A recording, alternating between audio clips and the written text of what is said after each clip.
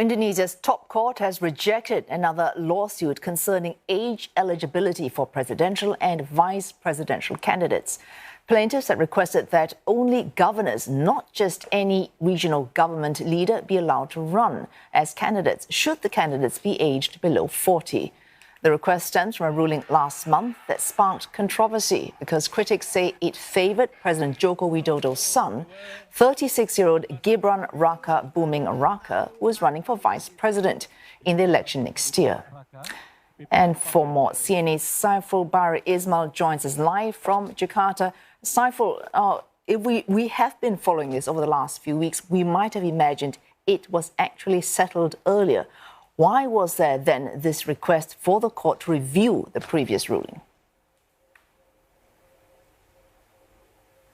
The request for a judicial review regarding the minimum age requirements for presidential and vice presidential candidates was submitted by a university student.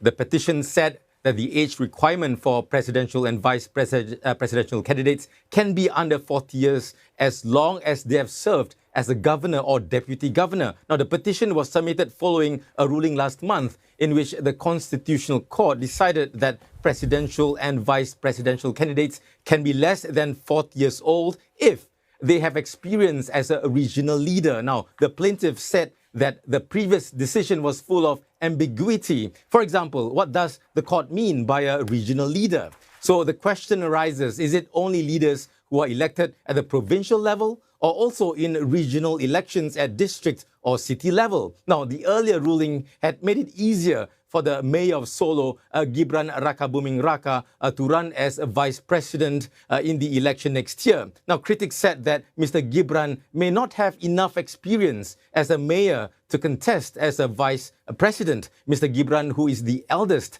son of President Joko Widodo, was elected as the mayor of Solo in 2019. Now, Mr. Widodo was also formerly the mayor of Solo before becoming Jakarta governor and subsequently the president of Indonesia. Mr. Gibran only has about 2 years of experience managing the city of Solo, and he has not even completed a full term in office. So observers believe that for a candidate to run as a president or vice president, the person should at least serve the people at a provincial level and not just at the city level, because clearly the responsibilities of managing a province is much bigger than managing a city.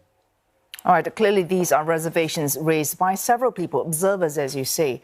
So even if technically he is allowed to run for the upcoming elections, this ruling might impact how people see him in these elections.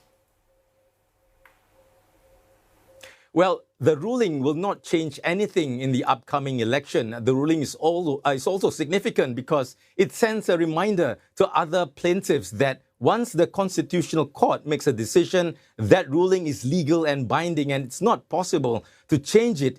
In their ruling, the panel of judges said that the previous decision on age eligibility was final and has permanent legal force. The court said that the plaintiff's request was legally unreasonable in its entirety. Observers said this is important because if the court does not stamp its authority, there will be no end to judicial reviews. Now, even if the court ruled in favor of the plaintiffs today, there may be others who may not be satisfied, may not be happy with the decision, and they will file another lawsuit. So it's a decision which everyone needs to accept, even though it may not please everyone. So the ruling does not change anything, even if the court rules that presidential and vice presidential candidates who are less than 40 years old must have experience as a governor. This will not affect Mr. Gibran's vice presidential candidacy next year. Such a ruling will only take effect in the 2029 presidential election. Now, what is also interesting to note in the court's ruling today is the absence of Anwar Usman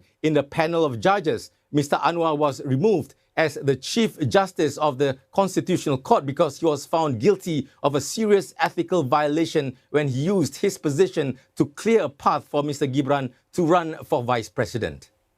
All right, thanks for that. CNA's Saifulbahri Ismail reporting live from Jakarta.